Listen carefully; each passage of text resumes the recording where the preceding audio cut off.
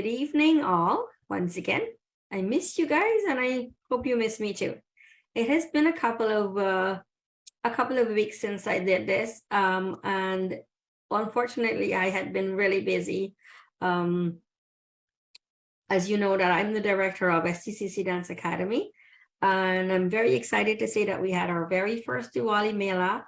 It was a huge success, and I want to thank you for coming out in such large numbers to a sold out event. And I'm hoping that we get the videos soon so that we can post them, and you can enjoy watching them. Unfortunately, after the show, I was very sick. I had the flu. I lost my voice for about 3 days, and my husband was probably very happy about that because I wasn't talking for 3 days. So the reason why I didn't come on live is because I had been so sick. However, I did, and even today I had dental work done, and so my face is a little bit swollen on one side and very hard to swallow and hard to speak as well. So I hope that you can understand me, because I'm still frozen on the one side. However, I did promise that I was going to start reading, and I'm reading my last book, The Unwanted Wife, so that you can get a glimpse of what it's all about, and to refresh the memories of those who had read it before. It is, the prequel is coming out. The Ungracious Daughter will be released next year, and I know that I had promised that it was coming out in November, but unfortunately, due to my so busy schedule, I had to delay it until next year. So before I start reading, I wanted to talk a little bit about the book itself. Many of you had asked why I wrote The Unwanted Wife. I wrote this book to share my story with women, especially in my community, that that had been living in abusive relationships, that had experienced sexual abuse, domestic violence. It's so common, yet it's such a taboo subject in our community.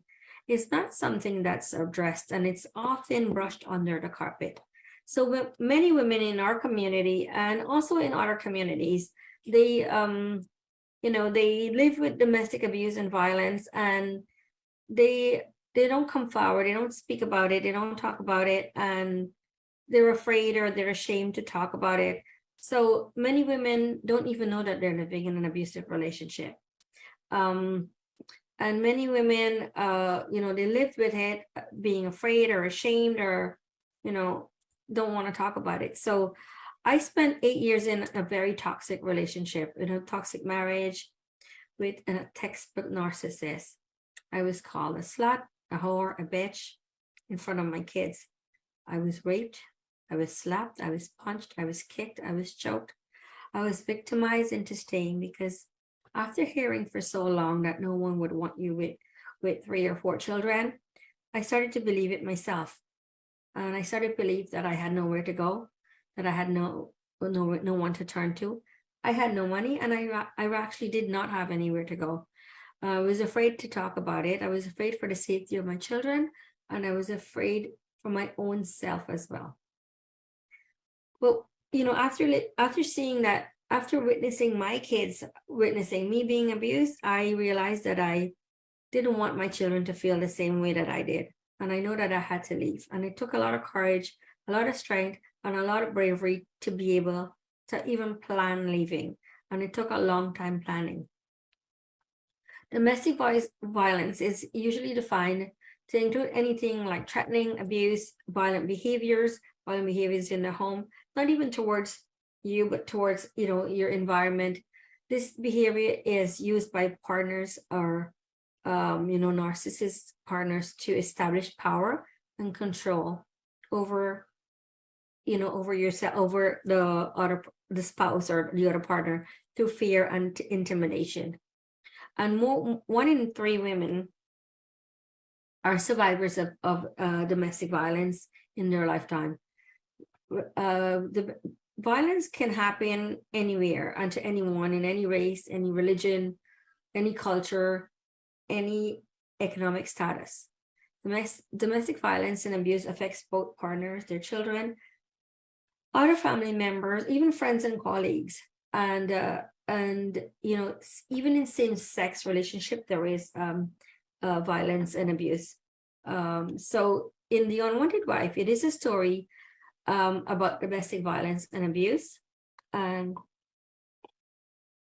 more specifically about women's resilience, like this one woman's resilience, her journey from a life made of fear, of abuse, of terror, anxiety, and how she used the power of positivity to make life-changing decisions that led to her strength and endurance. How she left Guyana to come to Canada, to a family that she did not know, to a man that she did not know or love, and how she adapted to a whole new life. It tells of how she can survive how she survived for the sake of her children, and how she was able to find true love in the end. In writing The Unwanted Wife, I wanted to be an advocate in our community to help stop the violence and abuse that is, you know, experienced by so many women. I wanted to encourage other women in our community to share their stories, and that it's okay to talk about it. The subject of domestic violence and domestic abuse is taboo, as I said, and women are ashamed, embarrassed, they're scared to speak up. And, you know, like even talking about it with other women, even me talking about my story with other women, you could see that they're embarrassed to talk about it, or to even embarrassed to hear it. So I'm hoping that I can help encourage them to speak and to break free from those unhealthy relationships like I did. You know, growing up, I always wanted to write, but I kept journals and I kept writing poetry, short stories. I had ideas for so many different books, and I still do, but I never thought that I would be writing my own story, or that I would be writing about abused women in the West Indian community. But then there came a point where I wanted to share and release myself from the past and its haunting memories, and to encourage women to do the same thing. I always imagined writing a book would be different though. I struggled a little bit, you know, I thought it would be, for me, I thought it would be a struggle, and that I wouldn't know what to write, or I didn't know how to write. But as it was, it felt as if someone had turned on a tap inside me, and I found my fingers flying on the keyboard, and, you know, to keep up with the flow of the words that were in my head. When it came to writing about difficult and painful events, I had to consider what I actually wanted to share, and what I want, you know, what was too painful, how controversial it would be in my family, and you know, in my community. And so I had to keep some of it out of the book.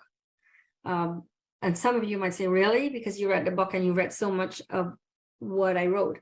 But I couldn't write everything in there, and some of it was not in the book. Some of what I've experienced is not in the book. The Unwanted Wife became, it got great reviews, and it became #1 bestseller on Amazon. So here I'm going to read one chapter today. I wanted to read more than one chapter because I had so much pain in jaw. I'm going to try to read just one, and it is very painful for me to actually go back and read this again, but I'm going to do it for the sake of those women who I need to encourage to do the same. So chapter 1 is called Fool's Curse. Just give me 1 second and I'm going to continue reading. 1 moment.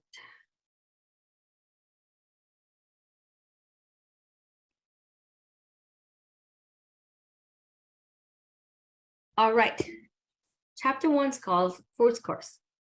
So whether you believe this story is not important, what is important is the lessons that it teaches.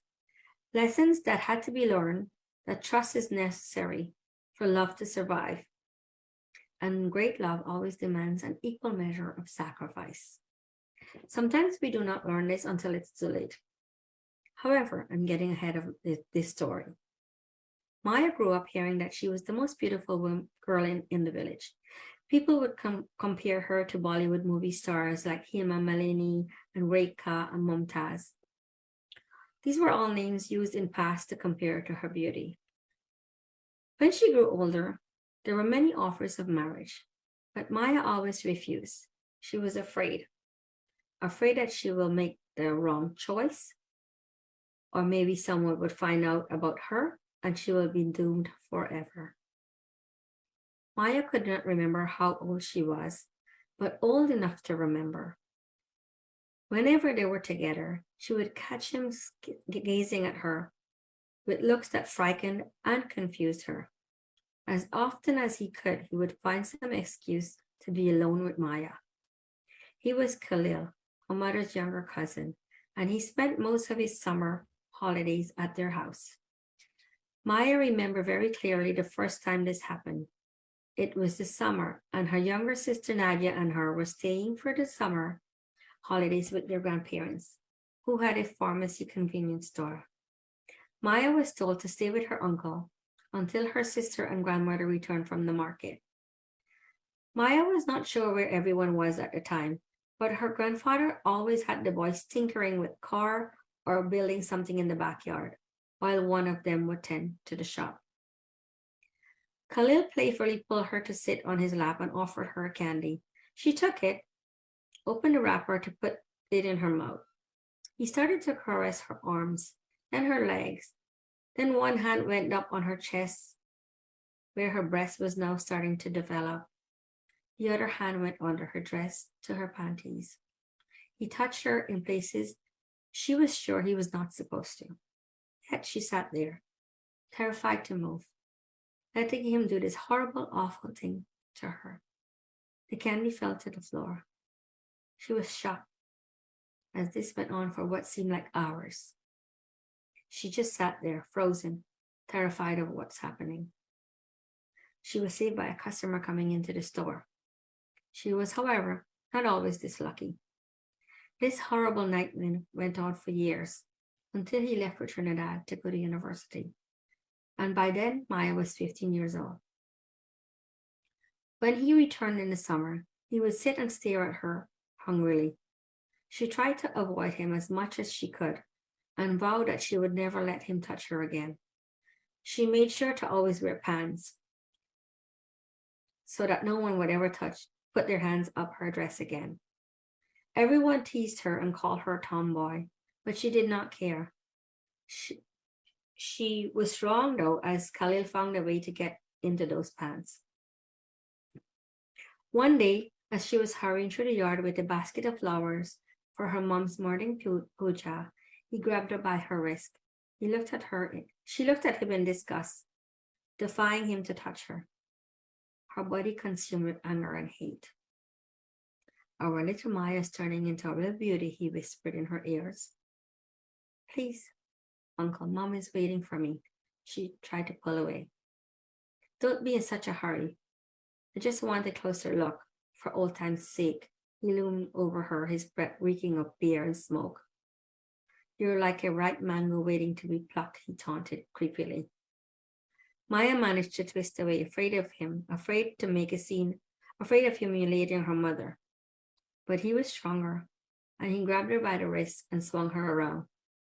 Just one taste of those lips, little cherry, he leered.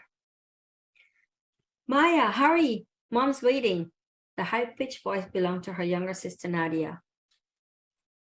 To this day, Maya always wondered whether she saw and tried to save her from this sick bastard. Maya's cheeks were burning. She followed Nadia inside. How can she explain to her mother what was going on? What he was doing? What kind of brother was he? She will never believe Maya. He was everything to her mother. He was smart, he was handsome, intelligent, and he treated her with so much love and respect. He had so many girlfriends and was extremely popular. Maya could hear her mom's words. She knew it would mean what it would mean. Why would he interfere with you, Maya? How would her mother believe that she had nothing to do with it, that she did not encourage him? Maya knew that it would hurt her mom, and she had no wish to cause her mom any pain. And if her father ever found out, he surely would kill him, and that would crush her mother. She could not do this to her mother. Still, Maya could not understand what he wanted with her. She was young and barely had any breasts. Besides, she even looked younger than she really was. She could have easily passed for 12, even though she was 15. 𝘠𝐼𝐿 could have gotten any girl he wanted. Why her? She would study herself in the mirror as if looking at a stranger. She could not take credit for the long black hair, the fair skin, the oval face shape, the dark lashes over the hazel brown eyes. These were blessings from her ancestors. But what use was it if it was so impure? She was supposed to come to the man she marries with purity and innocence, not touched by evil hands, not tampered with. By the time she was 16, Maya was sure she was not a virgin. She knew it never hurt, nor did he penetrate her with his horrible fingers. Yet she was warned so many times of the horrible consequences if anything like this should happen. She heard rumors of girls using their virginity by falling, and she was terrified. I can't read anymore today. So, if you want a copy of The Unwanted Wife, it's www.sandymec.com. I will try to read some more next week. It is painful for me to go back and read it, and also painful because I have dental work on my jaw, and I can't go on because it hurts a lot. So until next week, have a wonderful week ahead, everyone. I hope everyone is getting ready for Christmas. I'm doing my Christmas decorating at home and haven't done any Christmas shopping as yet. But I will be doing that soon. So until next week, have a wonderful week ahead. Don't forget to get your copy of The Unwanted Wife at www.sandymec.com. Have a great weekend all. Thank you so much for tuning in today.